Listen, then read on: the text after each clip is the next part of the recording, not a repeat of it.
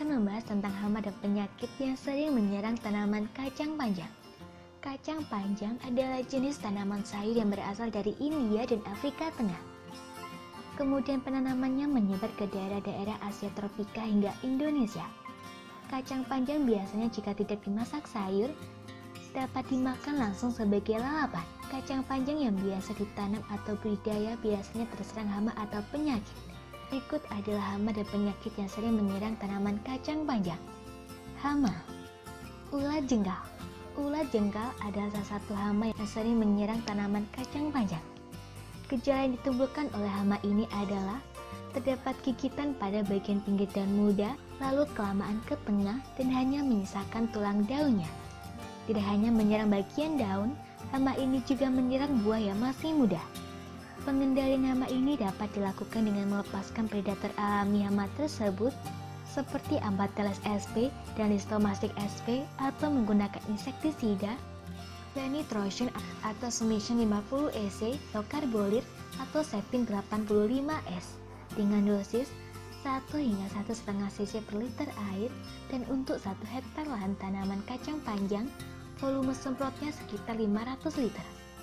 Ulat polong.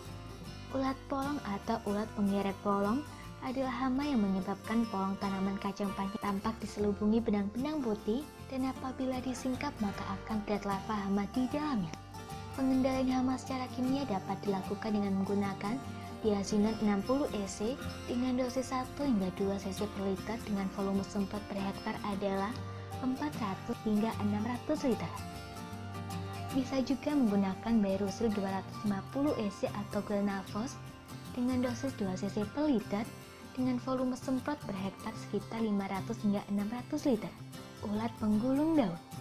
Ulat penggulung daun adalah hama yang menyebabkan daun pada tanaman menggulung. Pengendalian hama dapat dilakukan dengan cara membakar atau membuang daun yang sudah terserang hama ini, atau secara kimia dapat dibasmi dengan azotin 15 WSC dengan konsentrasi 2 hingga 3 cc per liter air, Giltop 50 EC dengan konsentrasi 4 hingga 5 cc per liter air, atau Matador 25 EC dengan konsentrasi 5 ml per 10 liter air. Pengendalian hama dapat dilakukan dengan cara melepaskan predator alami seperti kumbang, Gymnus sp, atau dengan cara kimia dapat menyemprotkan insektisida monokrotofos atau azodin 60 WSC dengan dosis 2 hingga 3 cc per liter air, dan per hektar dibutuhkan penyemprotan dengan volume 400 hingga 600 liter. Penyakit karat daun.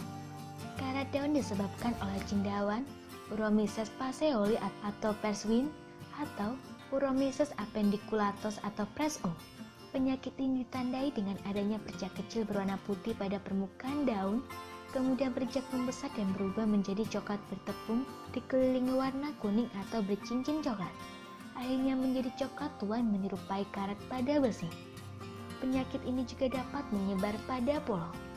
Pengendalian penyakit ini dapat dilakukan dengan melakukan pergiliran tanaman dan memilih bibit yang baik, atau secara kimia dapat diatasi dengan menggunakan fungisida seperti Ditan M45 dengan konsentrasi 180 hingga 240 gram per 10 liter air.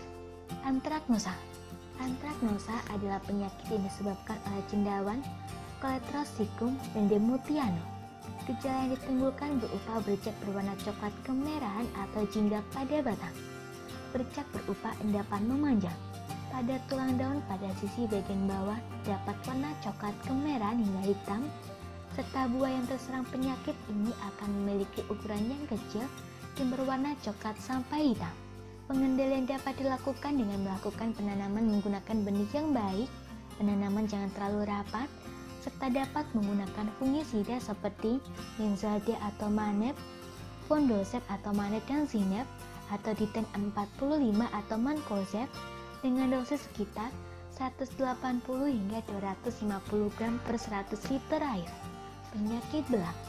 Penyakit belang disebabkan oleh virus melalui vektor Apis clavifora dan Apis glycinus atau melalui daun secara mekanis.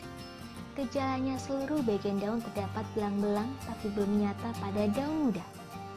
Pengendaliannya dapat dilakukan dengan melakukan penanaman dengan benih yang baik, lakukan bergiliran tanaman, serta memberantas serangga vektor. Semoga informasi tersebut dapat bermanfaat. Jangan lupa untuk klik subscribe untuk mengetahui video terbaru dari kami.